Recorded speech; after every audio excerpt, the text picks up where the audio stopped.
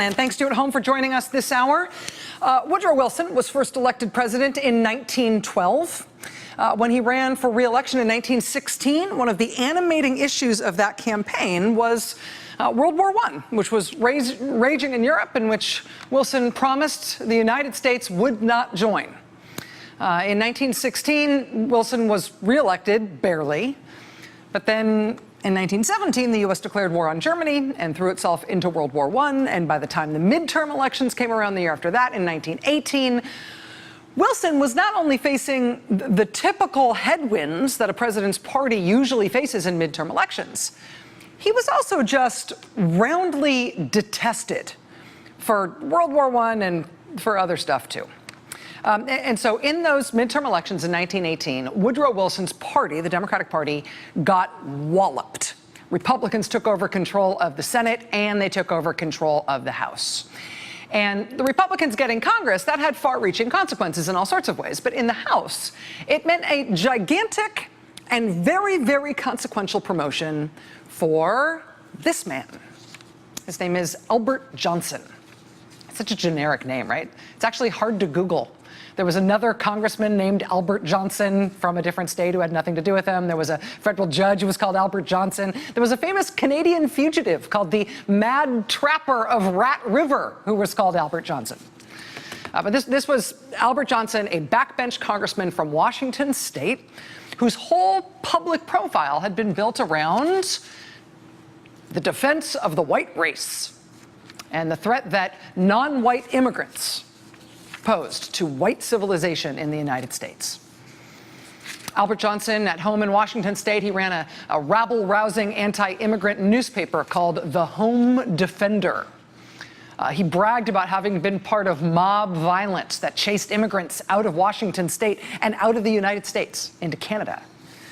And so he had been a rabble-rouser and an orator on that pet issue for decades, but he'd never really wielded any national power on the subject until Woodrow Wilson got shellacked in the 1918 midterm elections, and Albert Johnson's party, the Republican Party, took over leadership of the Congress. And that is what made it possible for Albert Johnson to take real power. He became chairman of the Committee on Immigration and Naturalization. It was his life's dream to be in charge of something like that. And he did what he could with it. Soon after he took over, the House of Representatives Committee on Immigration and Naturalization hired themselves an expert eugenics agent. Albert Johnson, the chairman, in addition to serving in Congress, he had become the president of the Eugenics Research Association of America. And once he was chairman of that committee, he brought on one of the officers from the Eugenics Research Association, this guy Harry Laughlin, to become an expert eugenics consultant to the Immigration Committee in Congress. And together, these two eugenicists, they got to work. In 1922, Harry Laughlin created this chart. Ooh, look, science, it's a chart. You can see diagonal there. That's the watermark of Truman State University. They've preserved this document online as part of their History of Eugenics project. But this is a chart that Harry Laughlin created when he was the expert eugenics agent for that congressional committee. What this chart purports to show is the relative social inadequacy of various immigrant races in the United States. What counts as social inadequacy? Well, according to the chart, that includes feeble-mindedness, insanity, crime, epilepsy, tuberculosis, blindness, deafness, deformity, and dependency. And then the chart ranks your likelihood of being any of those things or having any of those things based on your national origin.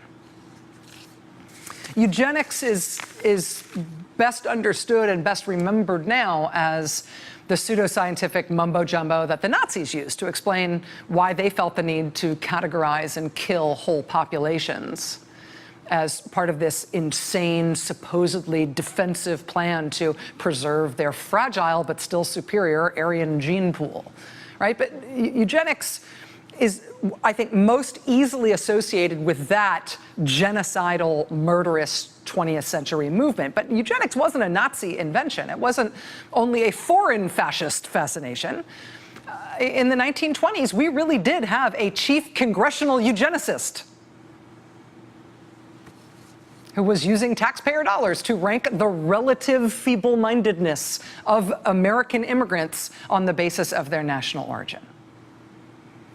Before Congressman Albert Johnson made Harry Laughlin the chief eugenics consultant for his congressional committee, Mr. Laughlin had made a name for himself by promoting model compulsory sterilization laws around the United States. Laughlin wanted states to forcibly neuter people as if they were animals, to improve the American gene pool. And Laughlin was frustrated with the inefficient way that some states were going about that. So he wrote model legislation to try to standardize it, make it more aggressive, make it more widespread. Sterilize more people against their will if their genes aren't up to it. So Albert Johnson became chair of the committee in 1919. He hired this chief eugenicist for the committee in 1921. By 1922, they were publicly ranking the genetic failings of Americans by their national origin. And by 2 years after that, by 1924, they actually had achieved what they were aiming at. By 1924, Wilson was gone. There was a new president, Calvin Coolidge, and he signed an anti-immigration bill that was written by Albert Johnson. It was called the Johnson-Reed Immigration Act of 1924. Johnson was the author in the House, Reed was the author in the Senate. And it was a eugenics bill. It was a bill to protect America from a stream of alien blood. It was a bill to stop American civilization from descending into barbarism. That 1924 bill, it restricted immigration dramatically, but also in a very specifically targeted way, it banned immigration from Asian countries altogether. It defined an Asian exclusion zone from which you were not allowed to come to this country. It targeted Jews, it targeted Italians, it targeted other unworthy populations that tended to be unpopular with the ascendant Klan at the time. And it did so through a kind of a neato math trick. The Johnson-Reed anti-immigrant formula that they put into law in 1924, it limited immigrants based on national origin, but it did it in this very specific way. The numbers of immigrants who would be allowed in now, were based on the number of people of that national origin who had made it into this country by 1890. They went all the way back to the 19th century to pick a date that they decided was white enough in American history to try to bring the country back to. So they used the 1890 census as their benchmark to basically say, if your people weren't here in sufficient numbers by then, you can't come now. We want the country to look like it did in 1890, not the way it's getting a little swarthier now. And, you know, you can look back on that now and see how radical it was. I mean, looking at it from almost any contemporaneous angle. But what is inarguable about that law is what's clear in the contemporaneous record about how it was argued. It was nothing subtle about it. It was an explicitly racist law. It was explicitly race-based in its intention. There was no secret about that. That was openly the way the legislation was talked about and argued about. The senator who wrote the bill with Albert Johnson, a Rhode Island senator named David Reed, he was quoted in the New York Times saying that thanks to that bill, quote, "The racial composition of America at this time is thus made permanent." Another senator named Ellison Durant Smith got up on the Senate floor to spell out why the Johnson-Reed 1924 immigration bill was getting his vote. He said, quote, "It seems to me that the point of this measure is that the time has arrived when we should shut the door. Thank God we have in America perhaps the largest percentage of any country in the world of the pure, unadulterated Anglo-Saxon stock. It is for the preservation of that splendid stock that has characterized us that I would make this not an asylum for the oppressed of all countries, but a country to assimilate and perfect that splendid type of manhood that has made America the foremost nation in her progress and in her power." I mean, it's somewhere between embarrassing and painful, right, to think about the fact that this is less than 100 years ago, that the United States made an explicitly eugenicist overhaul of its immigration policy, right? To make America more white, to protect the white race from these genetically inferior hordes who were somehow going to threaten the genetic superiority and purity of white Americans, right? I mean, we can at least be thankful that the historical record on this is so clear, right? So there can be no mistaking that that's what it's about. Anybody looking at immigration policy in this country and where we've been has to know what that was all about. That really was eugenics. In 7 years, we'll have the highest percentage of Americans non-native born since the founding of the Republic. And some people think, well, we've always had these numbers, but it's not so. This is very unusual. It's a radical change. And in fact, when the numbers reached about this high in 1924, the President and Congress changed the policy, and it slowed down immigration significantly. And we then assimilated through the 1965 and created really the solid middle class of America with assimilated immigrants. And it was good for America. That 1924 change, the president and the Congress changed the policy. That was good for America. That was Attorney General Jeff Sessions speaking in October 2015 when he was still a senator. He was speaking on Breitbart Radio with a man named Steve Bannon, who would soon go on to run Donald Trump's campaign for president. That was surfaced at the time by Right Wing Watch. It was picked up in January by The Atlantic. Slate.com picked it up again today.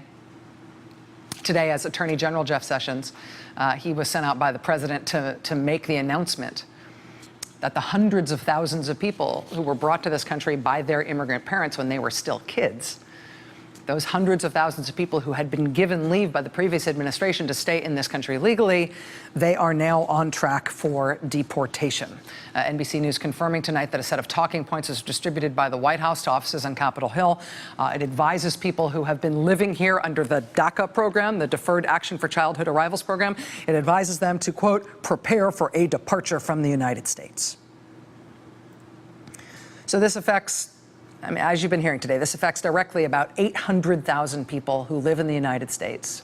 By virtue of their participation in the DACA program, you can generalize about this group of people to say they are people who don't have criminal records, people who are constructively engaged in contributing to society and the military and college and gainful employment.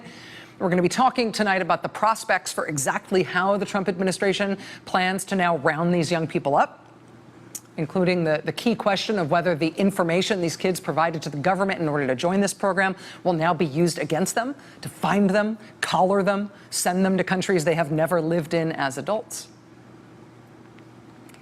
It is not an accident that Attorney General Jeff Sessions is the one who was sent out to make this announcement about this today. He is, I mean, Jeff Sessions has a long adult record on this subject, right? He is outspokenly against legal immigration, let alone illegal immigration. For years, he has been an outspoken, unabashed admirer of the eugenics-based, race-specific immigration bans of the 1920s Klan era in U.S. politics. But it's not like we couldn't see this coming either because of previous echoes in American history or because of the rise of this particular president. I mean, Jeff Sessions has always stood for this stuff. But so has Donald Trump as a public political figure. I mean, even just in presidential politics. He started his presidential campaign saying that Mexican immigrants were rapists and bringing crime. He proposed a ban on Muslims entering this country. He argued repeatedly and vehemently that a judge of Mexican-American origin could not fairly serve as a judge in a case involving the Trump business. Remember that? He's a Mexican. He's a Mexican. This is a judge born in Indiana isn't allowed to judge Trump because he's a Mexican. Since the election, Trump has claimed that the only reason he lost the popular vote is because millions of undocumented immigrants somehow voted for Hillary Clinton, which is not true. He has issued a pardon, his first pardon, to a convicted former sheriff who defied a court order in order to continue to racially profile immigrants in Arizona, despite the fact that it was against the law and there was a court order he needed to follow on that subject. His administration literally opened an Office of Immigrant Crime to try to promote the visibility of criminal acts by people who are immigrants to this country, even though immigrants commit fewer crimes than people who are not immigrants. So there's a lot to talk about tonight in terms of the specifics, right? In terms of what's going to happen to the 800,000 dreamers in communities all across this country, and seeing some of the reaction today to this news in terms of people turning out in the streets, people risking arrest, people protesting. It's pretty intense stuff. We've got some pretty incredible footage from that coming up in just a second. But in terms of where this came from, I mean, as far as I can see, we've covered the Russia stuff a lot in this show, right? As far as I can see, there are really only two bright through lines for this president in what has otherwise been kind of an incoherent and hard to follow mishmash political ideology from him. There are really only two things that are clear as a bell and never changing. One of them is really unprecedented, which is the president's strange, continued, and unerring insistence on saying nice things about Russia and excusing their behavior, right? That's weird. That is unprecedented. But the other through line, the other thing that is consistent and coherent and unswerving in this administration is vehement antipathy toward immigrants. Blaming immigrants, trying to stir up animosity and hatred toward immigrants, making immigrants a scapegoat, punishing immigrants for even sins that are not theirs. Those are the two through lines that I can see that are consistent in this administration. But unlike the Russia one, this one about immigrants, this is not unprecedented. This one taps into a deep, old through line in this country that we have seen before. And it is a history that we used to look back on with astonishment and with shame. Hey there, I'm Chris Hayes from MSNBC. Thanks for watching MSNBC on YouTube. If you want to keep up to date with the videos we're putting out, you can click subscribe just below me or click over on this list to see lots of other great videos.